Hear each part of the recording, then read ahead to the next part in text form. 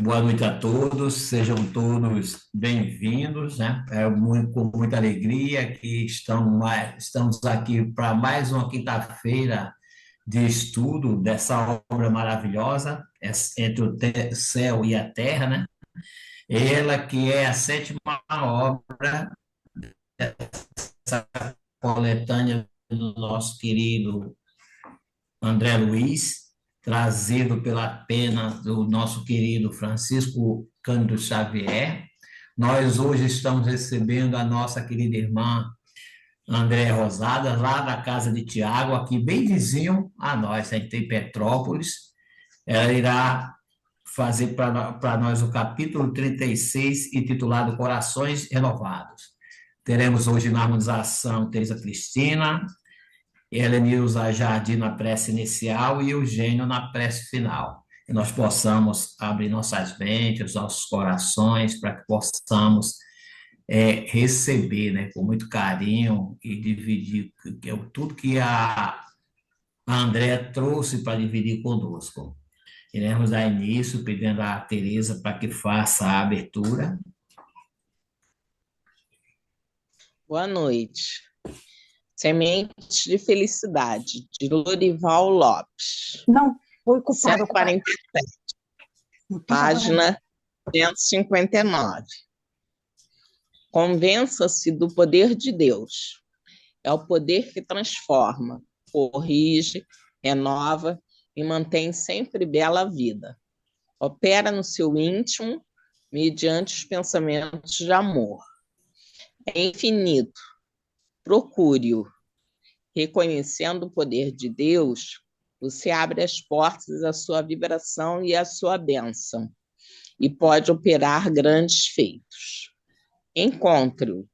Descobrir o infinito poder de Deus é se preparar para a vida abundante. Muita paz a todos.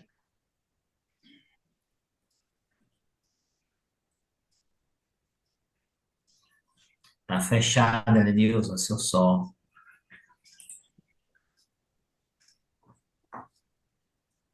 Ele abriu e desobedeceu, fechou sozinho. Desculpa. Deus, Pai de amor e bondade, Mestre Jesus Cristo, Filho de Deus, nosso Mestre e nosso Mestre, pedimos que o Senhor em cada dia nos abençoe e nos encaminhe para o melhor. Que a nossa estrada seja de muita luz. Agradecemos o momento de estudo que estamos tendo agora. Pedimos já as suas bênçãos para a nossa irmãzinha que fará o estudo da noite. Agradecendo, Senhor, pela misericórdia do seu amor por todos nós. Aproveitando essas vibrações do momento, sabemos que Deus fortalece a todos nós na nossa caminhada. Agradecemos, Senhor, que possamos dar início, dando graças a Deus, que assim seja. Boa noite, Tereza. Boa noite, Helenilza. Mais uma vez reiterar nosso boa noite à nossa irmã André Rosada e passar a palavra para você, Nancy. Boa noite a todos, é uma alegria. Boa noite, Elisete, nossa companheira também de estudo, está aqui conosco. Então, vamos ao que interessa. Vamos estudar hoje, refletir no capítulo, né, o capítulo 36 do livro Entre a Terra e o Céu, de André Luiz. O capítulo 36, a gente já está caminhando para o final do livro, né? A gente já está ali chegando ao final, então, assim, muita coisa já aconteceu. Mas eu acho que vale a pena a gente voltar à memória. Vocês estão estudando o livro capítulo a capítulo, né, com as pessoas que estão colaborando nessa tarefa, como eu faço hoje. E é importante a gente observar. Eu tentei, né, pegar um resumão assim do livro, e é óbvio que eu não vou fazer isso aqui, mas como a tônica em muitos livros da série André Luiz, são abordadas questões acerca de um plano espiritual, acerca das colônias espirituais. E esse livro é um livro que ele praticamente ele se passa todo ali na Terra, né? Na Terra material. Ele enfoca mais as questões da vida material, os outros também, é claro, mas sem essa abordagem muito grande ali do que está acontecendo no plano espiritual. E como sempre, né, eu acho que uma das grandes lições que André Luiz quer nos trazer, porque a gente pode retratar o André Luiz como uma espécie de repórter do mundo espiritual. Da mesma maneira que o nosso querido Humberto de Campos também fez, né, uma espécie de repórter do mundo espiritual, trazendo para a gente tanto informações do mundo espiritual, mas também como captando, né, esses, eu vou falar, esses enroscos, e como diz o nosso querido Alberto Almeida, essas encrencas que a gente cria principalmente nas nossas encarnações. E é curioso a gente lembrar, na verdade é importante, que a gente não cria encrenca só no mundo quando a gente está encarnado, não, né, gente? A gente cria as nossas encrenquinhas também quando a gente vai para o mundo espiritual. Porque quando a gente volta para o mundo espiritual, e esse livro retrata isso também, a gente traz, a gente leva, né? Já que a gente está aqui, a gente leva, né, conosco tudo aquilo que a gente viveu e de forma mais exacerbada, de forma mais contundente. Então, se a gente desenvolveu a mágoa aqui, a gente chega lá e essa mágoa parece até que ela triplica, porque ela tá ali com a gente. A gente não larga ela aqui. A gente carrega ela conosco. Quando a gente tá na vida material, naquela profunda melancolia, na tristeza, a gente desencarna carregando isso. O ódio, o ressentimento. Agora, também tem as coisas boas. Porque quando a gente está na encarnação e a gente vai desenvolvendo as nossas virtudes, porque vamos combinar uma coisa, né, gente? Quando a gente tá aqui, a gente espírita, eu vou sempre dar um. Ou não vou puxar brasa, não. Eu vou jogar brasa, tá, gente? Eu não vou puxar para nossa sardinha, não. Eu vou jogar brasa pra gente ver se dá uma esquentada aqui. Quando nós espíritas, principalmente, nós temos um hábito que eu acho muito ruim de uma maneira geral. A gente só fala nas nossas desgraças, nas nossas imperfeições, nas nossas dificuldades, no nosso orgulho, na nossa vaidade, no nosso egoísmo. Claro que a gente tem isso tudo. Mas será que a gente não está melhorando nem um pouquinho? Será que esses estudos que a gente faz, a frequência à casa espírita, as ações sociais, na nossa vida de relação, quando a gente vai aprendendo até com o mecanismo ou com os instrumentos da doutrina espírita, do Evangelho de Jesus, será que a gente não consegue, já não está começando, nem que seja de forma muito sutil, aplicar isso no nosso dia a dia, na nossa vida de relação? Porque aí sim nós vamos começar a diminuir o nosso orgulho, a diminuir o nosso egoísmo, diminuir, não eliminar ainda, mas a diminuir. Então a gente pode falar, ao invés de falar, ai, como eu sou imperfeito. Ah, não! Nós somos espíritos em aperfeiçoamento. Como os nossos queridos irmãos que estão conosco nessa história contada por André Luiz. São espíritos em aperfeiçoamento. São espíritos que estão, que trouxeram esses sentimentos das suas vidas passadas, processos que precisam ser eliminados, resgatados, reparados. E no processo da reencarnação retificadora, é ali que a gente vai trabalhando esses sentimentos, com as oportunidades que o processo reencarnatório nos dá, os desafios da reencarnação. E aonde, não só na nossa vida de relação extra-lar, extra-família, que a gente tem inúmeras oportunidades de aprender, de desenvolver essas virtudes, principalmente no lar. No lar é onde nós vamos ter as maiores oportunidades de desenvolver essas virtudes, diminuindo, apagando, se possível, mas diminuindo a chama do nosso orgulho, do nosso egoísmo. Então, esse livro traz para a gente exatamente mais uma lição, mais uma história de irmãos nossos, de seres humanos que do mundo espiritual voltaram para o mundo material para tentar resolver as suas encrencas, para tentar diminuir a mágoa, o ódio, o rancor, ressentimento e desenvolver virtudes, como a empatia, o perdão. E aí a gente lembra, né, de Jesus, quando recomenda a Pedro que ele precisaria perdoar indefinidamente. Quantas vezes, porque eles gostavam muito, a gente gosta muito, nós somos muito cartesianos, né? A gente acha que se a gente matou alguém numa vida passada de um jeito, aí na outra vida a gente tem que morrer daquele jeito,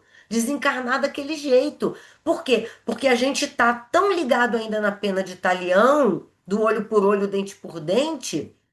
Aí a gente faz assim, aí vamos lá, vou tacar a brasa em nós espíritas. Aí nós espíritas, a gente fala assim, não, eu não acredito na lei. Não, a lei de Talião, ela não precisa ser aplicada, mas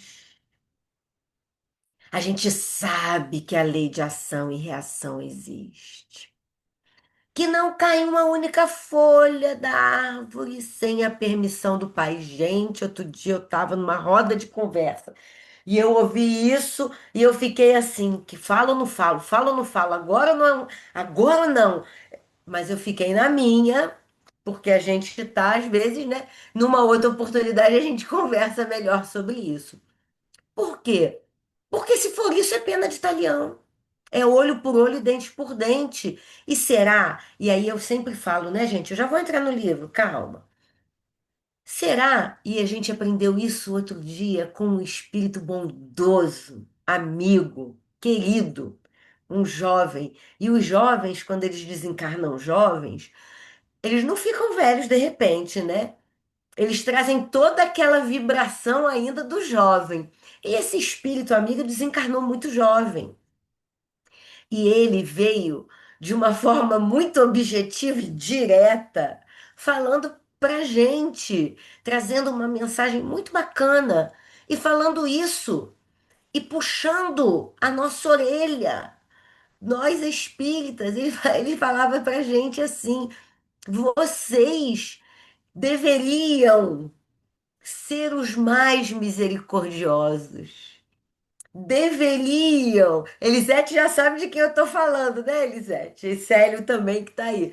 Deveriam olhar com um olhar de misericórdia, de compreensão, porque vocês sabem também que existe a lei de amor, que o amor cobre a multidão dos nossos erros. Aí ele falou assim: de todas as besteiras que eu fiz, ele é um espírito que desencarnou através do suicídio.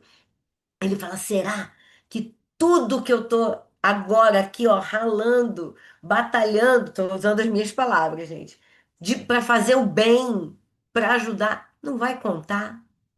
E aí a gente precisa refletir nisso. Porque senão a gente está apegado à pena de talião. E nós, como espíritas, a gente precisa estar sempre atento a isso. É claro, sabemos que existe a lei de ação e reação.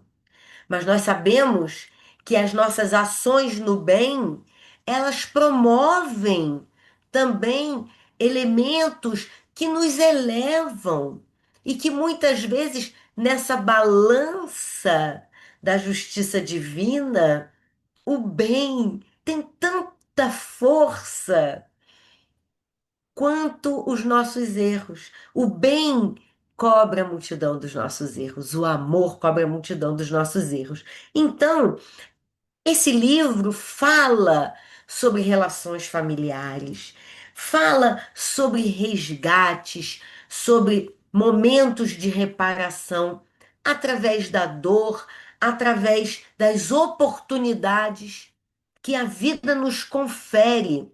Às vezes a gente precisa, infelizmente, de passar por momentos muito desafiadores, como essa família do livro, com o desencarne de um filhinho.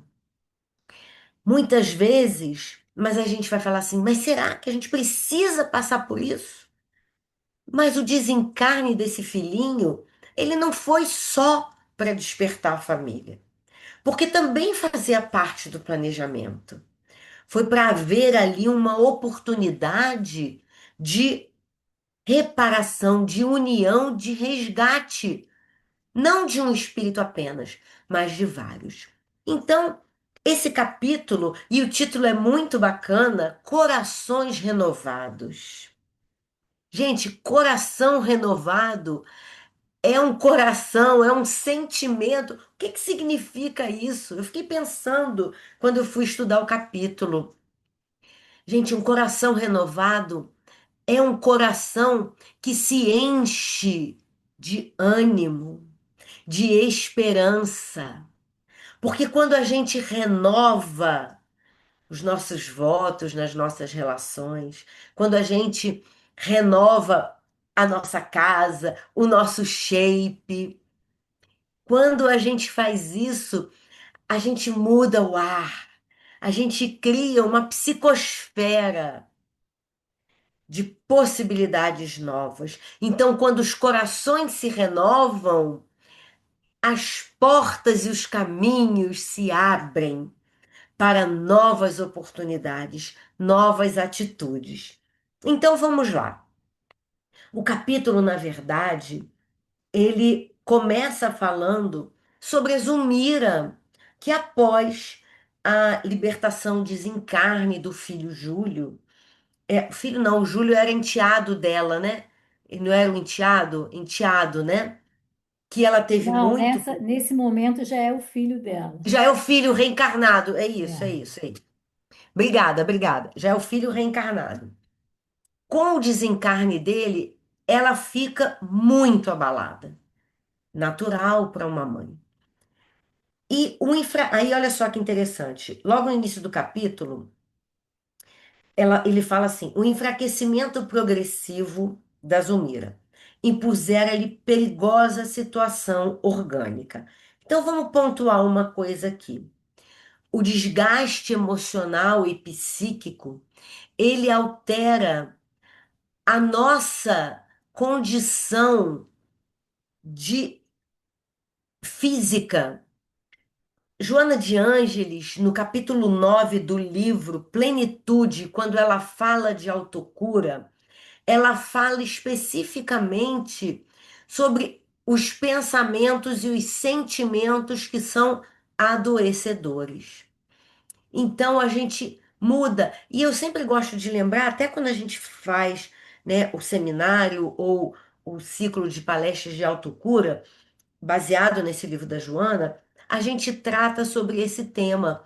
A gente pede para que todo mundo pense e reflita se em algum momento da vida, e depois que eu estudei autocura, eu passei a observar isso. Você não adoeceu, tipo assim, teve uma gripe, resfriou, uma dor de garganta, uma enxaqueca, depois de um aborrecimento, um fato negativo na sua vida, desafiador, um aborrecimento mesmo, uma grande preocupação. 2, 3 dias depois, a gente tem algum problema físico. A nossa imunidade cai. Nós abrimos campo para absorver energias, vibrações deletérias.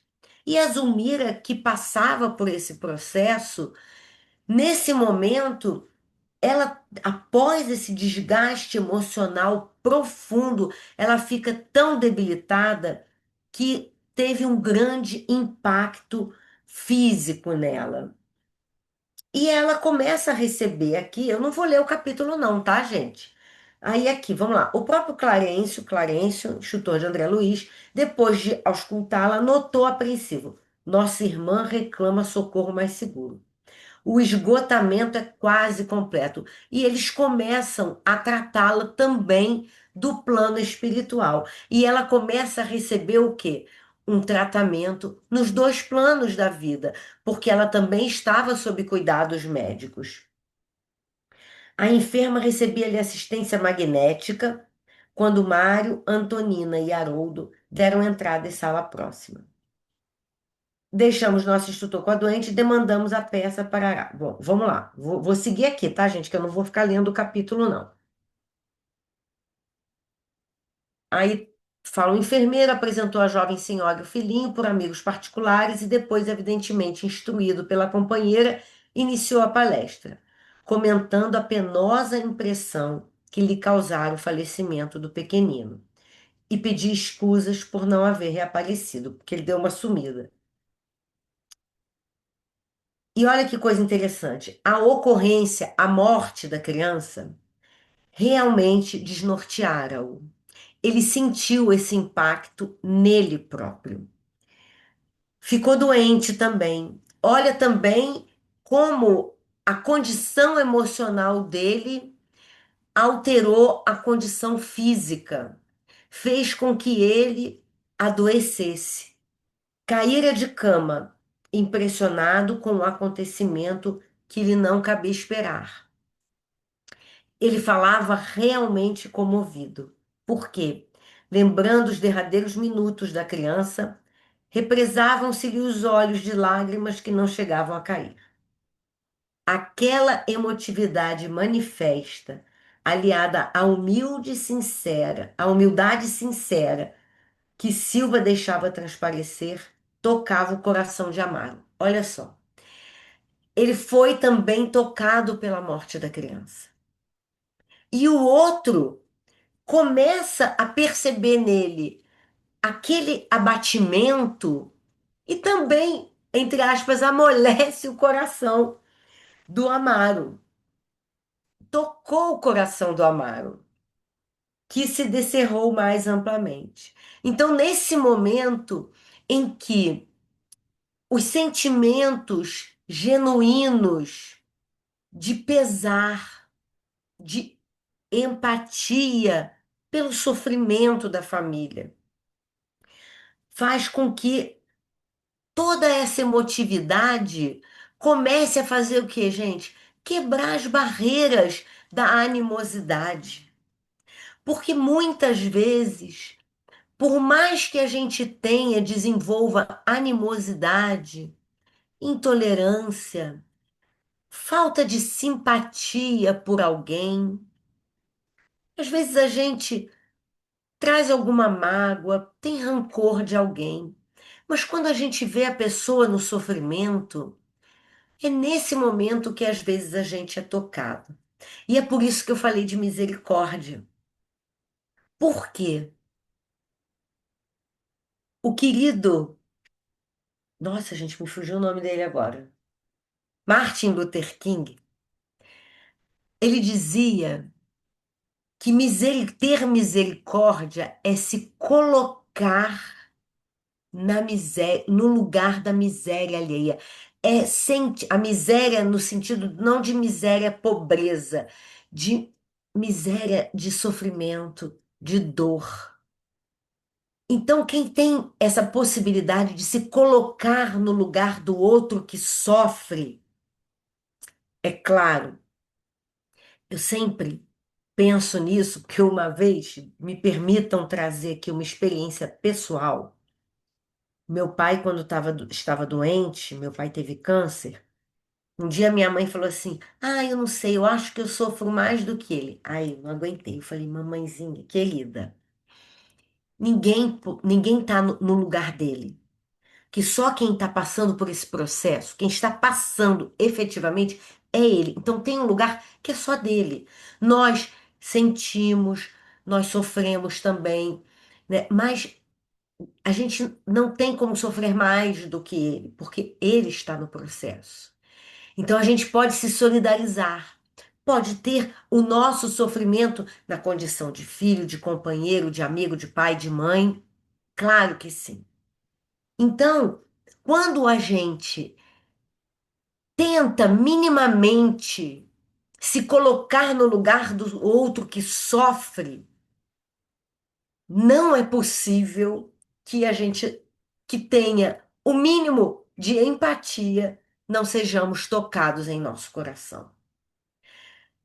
E é por isso que eu sempre repito, e esses que me acompanham bem de perto aqui há alguns anos, eu sempre falo, por pior que possa parecer ou ser o ser humano, alguma coisa de bom ele tem dentro dele. Algum afeto por alguma coisa, por algo, por alguém, ele tem. E um dia, esse ser humano, que a gente. Pensa aí rapidinho, rapidinho, qualquer um de vocês. Ah, o ser humano mais abjeto da história. Um dia vai ser igual a Jesus. Um dia vai ser espírito puro, gente. Vai ser. Então, eu não preciso desejar sofrimento. Eu não preciso desejar que pague tudo que fez, que sofra, que a lei de ação e reação venha forte. Vai acontecer. E a gente não precisa e não deve. Muitas vezes acontece isso quando a gente vê que alguém que promoveu algum mal passa por coisas boas na vida e a gente, no fundo, está desejando uma vingança, que a pessoa sofra aquilo que fez outra pessoa sofrer, ou a gente mesmo. Isso é vingança. A gente tem que desejar que ela se retifique pelo amor e não que sofra. Porque, afinal de contas, todos nós precisamos reparar os nossos erros. E algum de nós aqui, por acaso, quer reparar erros sofrendo? Não, a gente quer correr atrás do amor. Então, esse momento de envolvimento em que esses personagens passam, né, de reconhecimento, quando o coração é tocado pela dor, ele toca o coração do outro. E aí ele fala assim: percebi, disse o dono da casa, a dor que o envolveu no momento justo em que o nosso anjinho era arrebatado pela morte. Sua aflição me comoveu muito, não só pelo devotamento do profissional que nos assistia, mas também pela afetividade pura do amigo que há tanto tempo se distanciara de nossos olhos. E olha só que interessante. As vibrações de afabilidade e carinho que se desprendiam do apontamento afetuoso modificavam-lhe o íntimo. Então, essa afetividade, ela envolve a gente. Ela envolveu o personagem. Mário passou a sentir balsamizante desafogo. Ele começou a ficar aliviado.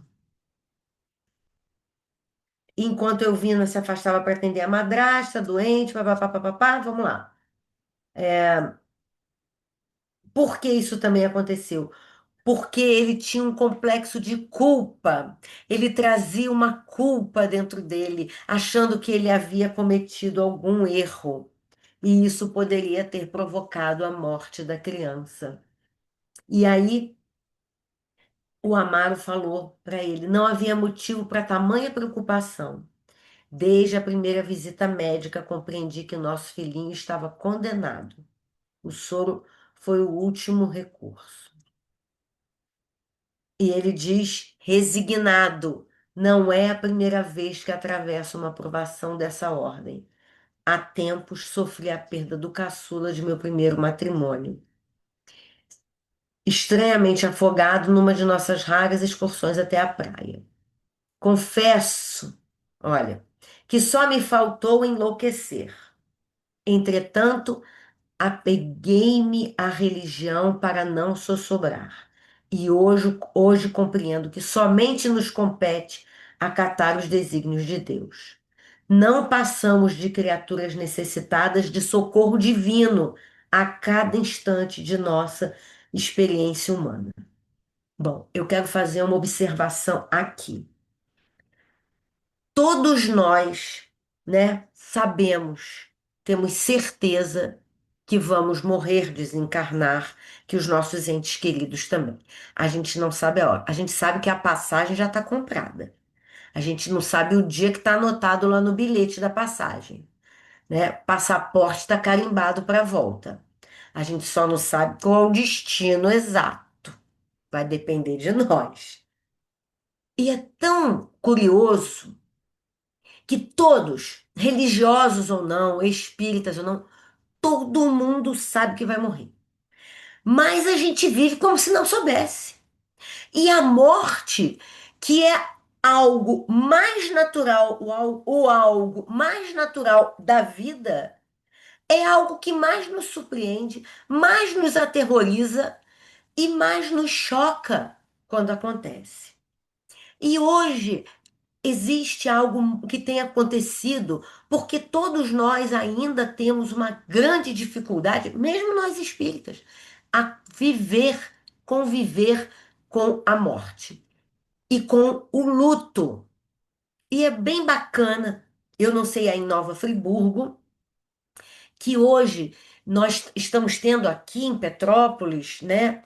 Em outras cidades, a gente sabe que em Juiz de Fora também, algumas casas espíritas fazendo, implementando tarefas, trabalhos com relação ao luto para acolher famílias enlutadas. Um trabalho muito bacana que está acontecendo em algumas casas espíritas, reuniões para enlutados, reuniões para acolhimento, para conforto, consolo, para gerar ânimo, empatia, é como se fosse um grupo de apoio. É como não, é um grupo de apoio aos enlutados. Da mesma maneira, mas enlutados de toda ordem, que já existem grupos de apoio às famílias que são enlutadas, que são impactadas pelo suicídio. Há vários grupos que se ocupam com famílias que são impactadas, e não só famílias, amigos, conhecidos que são impactados pelo suicídio. E hoje nós vemos esse movimento e que é muito bacana, eu não sei se aí tem alguma casa que tem esse trabalho específico. A UMEP, a União Municipal Espírita de Petrópolis, se eu não me engano, no mês passado, ela comemorou um ano dessa tarefa. E é muito legal porque tem ajudado muito.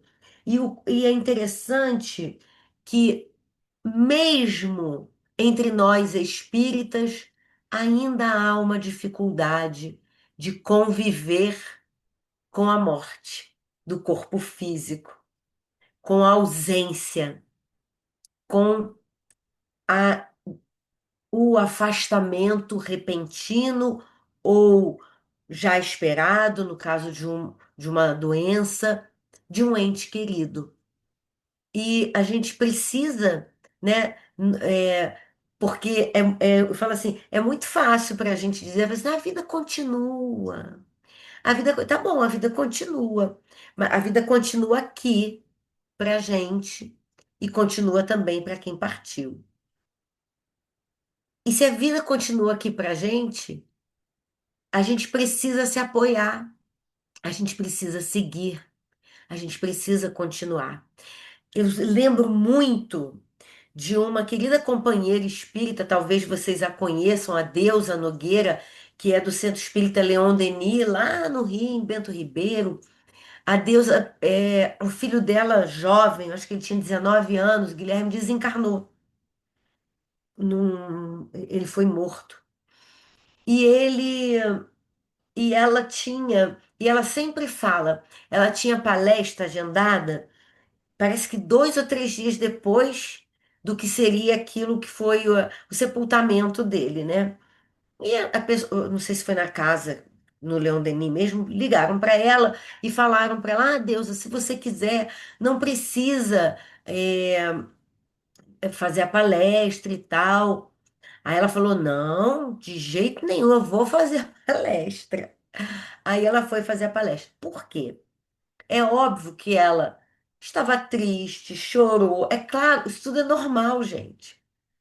Mas ela falou algo e que ela sempre fala, e isso a mim impactou bastante. Ela disse assim: Bom,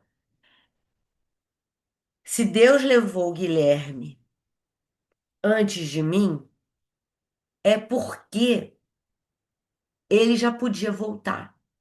E se ele me deixou aqui, é porque eu ainda tenho algo a fazer. E eu vou continuar. Gente, eu vou falar, essa força aí é uma força, assim, né? Impressionante. Mas isso é com todos nós, com qualquer despedida que fazemos. E da mesma maneira, quando voltarmos, quem fica, fica. Porque a gente não vai carregar com a gente. Então fica. Eu sei que é difícil, às vezes, uma pessoa que tem filhos pequenos desencarna, né? Chega lá e diz, o que que vai ser do meu filho? É na prece dos dois lados que a gente vai ter que se apoiar. E aí a importância da religião, a importância da fé, da certeza de que a gente tem um apoio. Não importa qual a religião, mas a religião às vezes é um instrumento de apoio, não só na fé que a gente tem, mas nos companheiros da nossa fé, né? Da nossa casa espírita, da nossa igreja, do nosso templo, da nossa sinagoga. É aquele grupo que também vai nos apoiar. Aí segue a Antonina e fala: sem apoio espiritual, não avançaríamos um passo no terreno da verdadeira harmonia íntima. Achei fantástico e marquei harmonia íntima. Porque no caso, a Antonina, ela está falando de apoio espiritual e ela fala de harmonia íntima, ela não fala de salvação. Porque a religião não salva ninguém. Mas a religião, ou a religiosidade que cada um de nós possui, ela é uma ferramenta de harmonia íntima. Não existe essa coisa de salvação, porque Jesus salva, o Espiritismo salva. Não é salvação. Ninguém está aqui precisando de uma boia, um bote salva-vidas, para a gente entrar e sair navegando para nos salvar. Não, é a nossa transformação. A nossa fé espírita, a nossa crença no espiritismo, mas na verdade não é uma crença no espiritismo.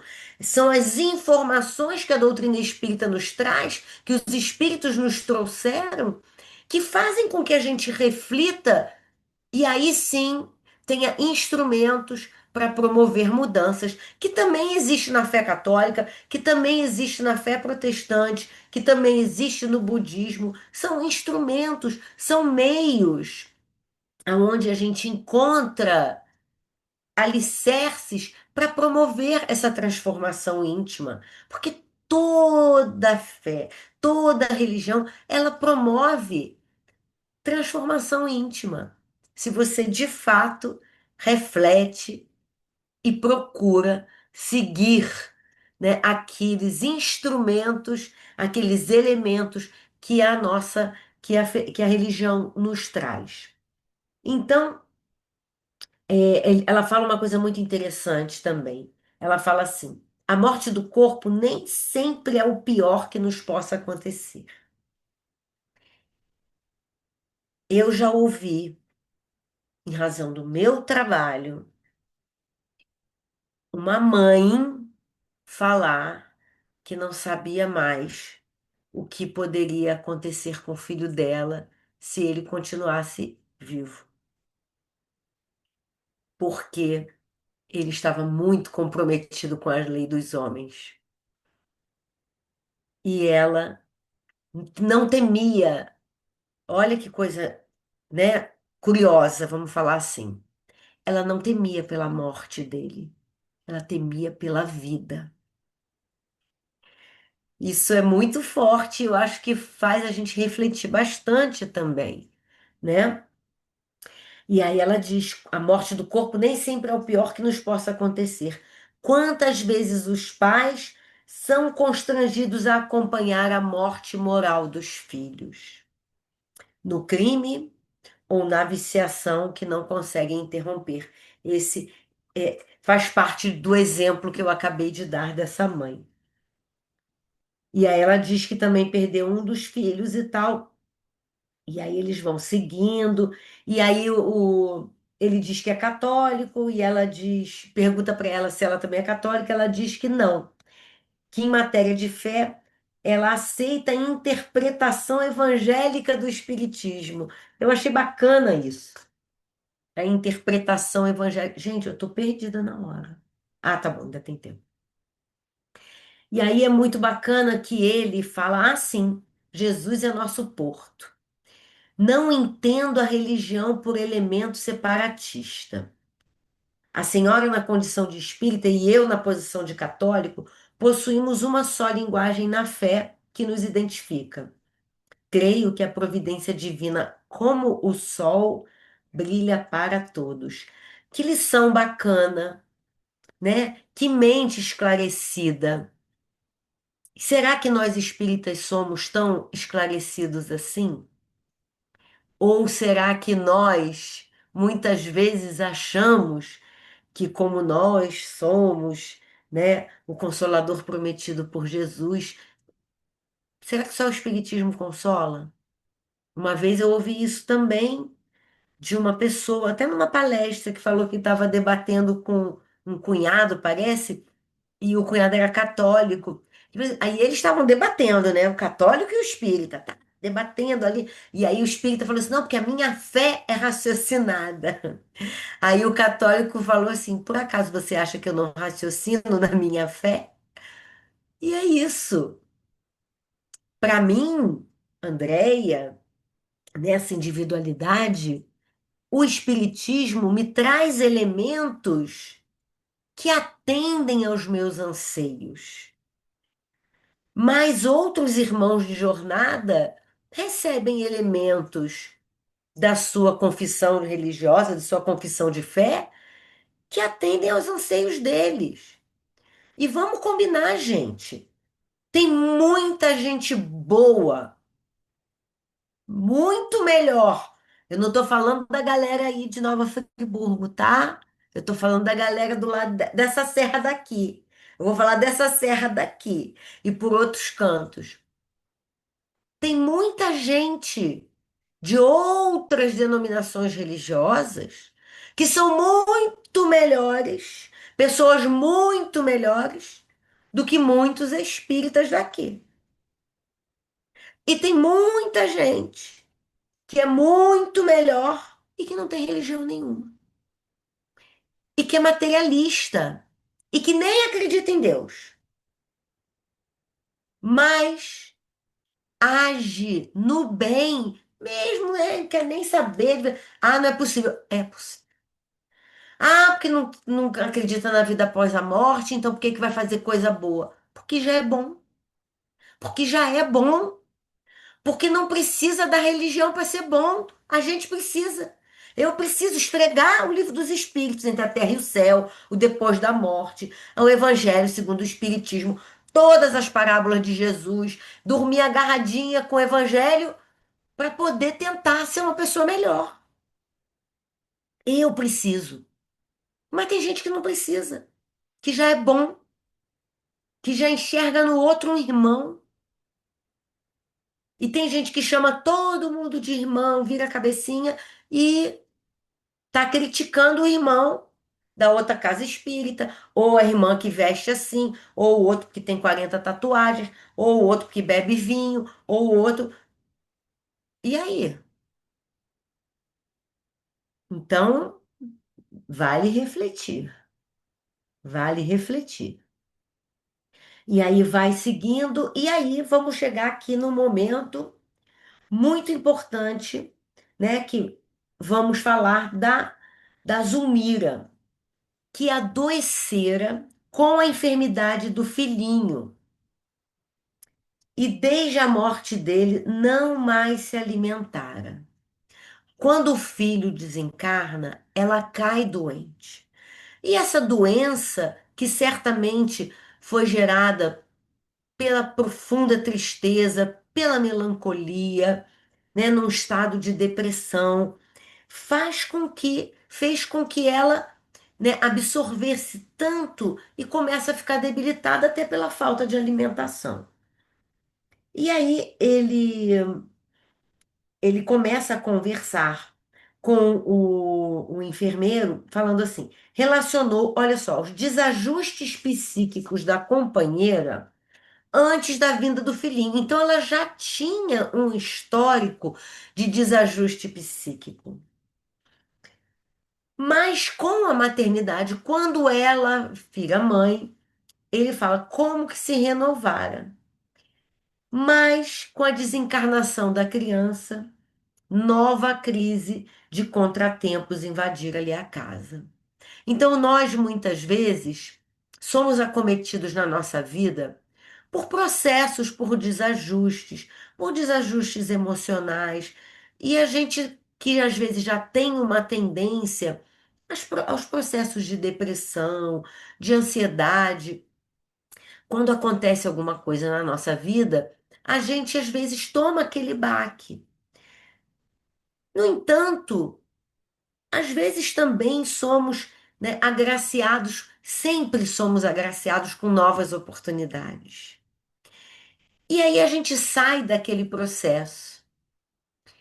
No entanto, com os desafios da vida, as necessidades do reajuste, outros processos desafiadores fazem com que a gente tenha recaídas para os nossos processos adoecedores, mentais e físicos. E aí eles estão ali conversando e tal. E ele, o Amaro, constituiu. Ele começa a perceber o Mário, que começa a perceber. Olha só que interessante. A confissão de Amaro constituía um testemunho de humildade pura. Em muitas ocasiões, aí o Mário falando, fantasiara-o na própria imaginação, qual se for um poço de orgulho e arrogância, e por muitas vezes surpreender-se em acalorados solilóquios, rixando com ele em pensamento. A gente briga em pensamento com o outro que a gente é desafeto, que a gente considera um desafeto. A gente julga as pessoas, e é isso que acontecia ali, um julgamento, achava que a pessoa é arrogante e tal, porque você já traz, às vezes, uma animosidade, algo que vem do passado, que vem de outras vidas. E se a gente não quebra isso, não quebra essa corrente, não dá oportunidade, ele estava tendo o que ali, gente? Oportunidade de enxergar a pessoa de outra forma. E aí ele, né, mostra, ele fala, né, que ele brigava com ele em pensamento. Olha quanta vibração, olha quanta energia, olha quanta coisa deletéria que era jogada ali, que eles intercambiavam. Mais o Mário. Agora reparava que o antagonista era um homem comum, tanto quanto ele necessitado de paz e compreensão. Mais uma vez agora, esse pedaço, esse item, me lembrou uma pessoa conhecida, uma querida companheira dos tempos de Rio de Janeiro ainda, espírita, e ela era uma pessoa muito boa, muito bacana. E a gente falando sobre essa questão, né, de um termo que a gente usa, né, meu santo não cruzou com o do fulano, né, aquela pessoa que você já olha e já tem uma antipatia. Ela fala, aí um dia ela falou assim para mim, assim, Andréia, sabe o que que eu faço quando eu tenho esse tipo de sensação quando eu conheço alguém? Eu me aproximo. Eu me aproximo para conhecer melhor. Eu me aproximo com o coração aberto. Porque muitas vezes ela era um poço de lição, gente. Muitas vezes ela falava assim: muitas vezes, se eu não me aproximar, eu vou perder a oportunidade de conhecer uma pessoa maravilhosa, de ganhar uma amiga, uma conhecida, uma pessoa que pode me ensinar muito. E ela falou: invariavelmente isso acontece.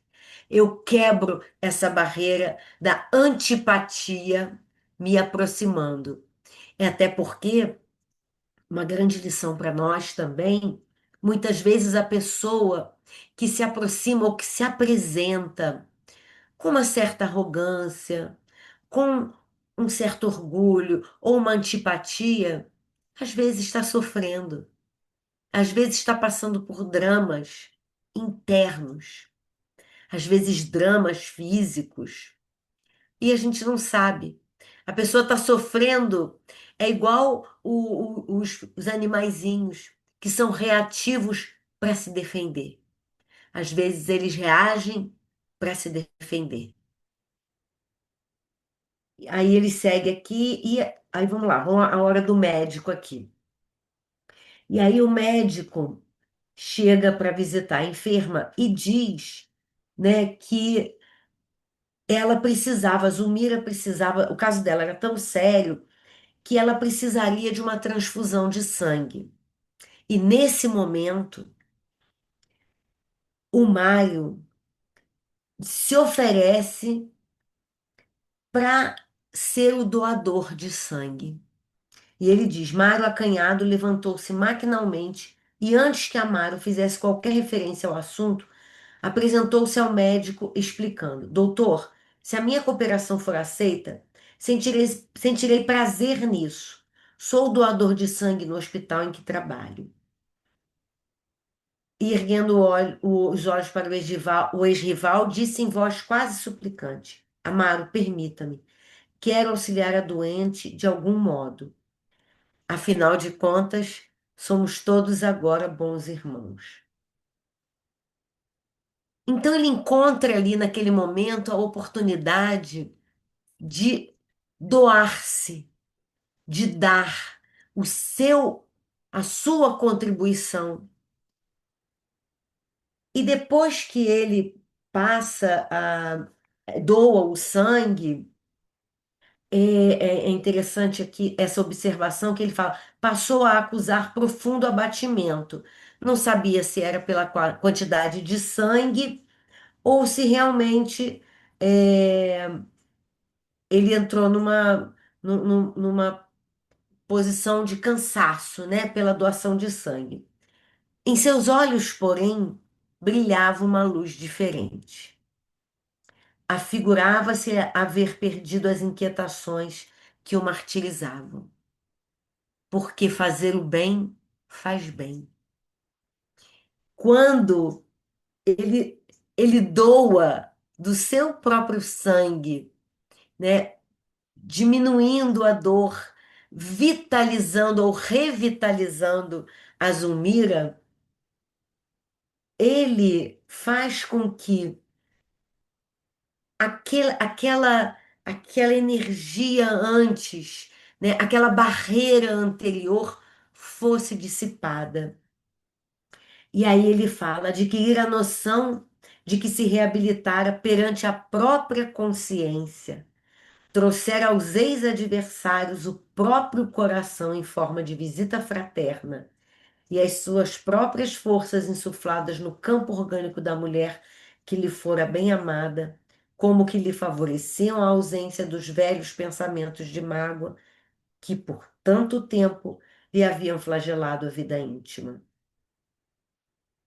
É, é interessante, está quase acabando aqui. É interessante que quando a gente se dispõe a auxiliar ou simplesmente a quebrar uma barreira de animosidade, a gente se reabilita e a gente fica em paz. A consciência culpada é um verdadeiro tormento. A consciência culpada adoece, tira a paz, enfraquece. E o que ele fez ali naquele momento, e é algo que a gente tem que trazer para a nossa vida, é buscar em todas as oportunidades que a gente tiver, cultivando alguma animosidade qualquer com alguém, seja no lar ou fora dele, procurar trilhar caminhos de paz, de conciliação e de reconciliação. Nesse momento, né, em que eles estão aqui, né, nesse processo de reabilitação, é por isso que o título do capítulo é Corações Renovados, por quê? Porque houve nesse momento uma profunda renovação. Renovação de ânimo, renovação de esperança, renovação de elos. Nós estamos na vida para criar pontes e derrubar muros, seja na esfera da religião, seja na esfera da nossa vida de relação, seja na nossa família, seja entre nós companheiros. A gente não precisa, quando Jesus recomenda que a gente ofereça a outra face quando nós somos agredidos, não é para a gente virar saco de pancada de ninguém, mas é para a gente não revidar, a gente procurar compreender e perdoar. E para a gente encerrar, eu vou ler uma. Posso, gente? Dá tempo? É uma página pequenininha? Pode sim, Posso? Eu vou pode. ler uma página desse livro, um capítulozinho desse livro, Os Caminhos da Paz. Caminhos de libertação. Ilumina teu campo interior com a luz permanente da fé e não te deixes abater pelas lutas do dia a dia. Liberta-te, pois, alma irmã, de tuas inquietações e medita um pouco sobre a infantilidade de certas aspirações. Medita ainda sobre a puerilidade dos problemas terrenos e a transitoriedade da vida física, bem como sobre a imortalidade de tua alma, que tem o infinito por caminho a ser percorrido. Se assim fizeres, sentirás que a terra, com seus problemas e suas dores, é apenas um estágio necessário para a aquisição dos valores morais e espirituais que marcarão os degraus de tua evolução. Passarás, então, a produzir mais para os interesses eternos e a viver menos para os transitórios, descobrindo a solução certa para as questões que hoje te atormentam, encontrando, por fim, a paz que almejas. Aprende a não valorizar tanto as pequenas discussões em torno de pontos de vista, que amanhã estarão mudados pelas próprias contingências da vida. Não te intimides diante de certas agressões, que são fruto de almas imaturas, indisciplinadas e infantis. E para que conserves teu próprio equilíbrio, não te preocupes tanto com as aparências das coisas com as quais te defrontas. Simplifica teus hábitos, simplifica tua vida em todos os setores, desde o vestuário até a alimentação, porque a libertação do supérfluo nos permite mais tempo para pensar em Deus, trabalhar no bem e valorizar a nossa estância terrena. Busca a simplicidade e vive com alegria. Ouve na intimidade de teu coração a recomendação de Jesus: não se perturbe o vosso coração. Então, a paz que dele se irradia seguirá contigo. Corações renovados, corações em paz. Que Jesus nos abençoe. Muito obrigada.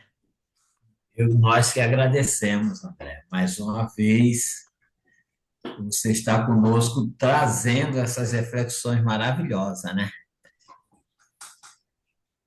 Chico tá ali mandando os coraçõezinhos para você, André. André, agora você já está convidada, está intimada a continuar conosco. Nós iremos até a vida continua, né? Que bom, Iremos estaremos fechar juntos. isso, iremos fechar essa coletânea.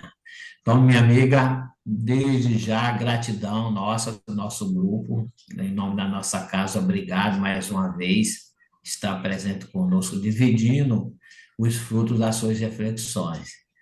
Jane e Chico querem falar alguma coisa, ou os demais, né?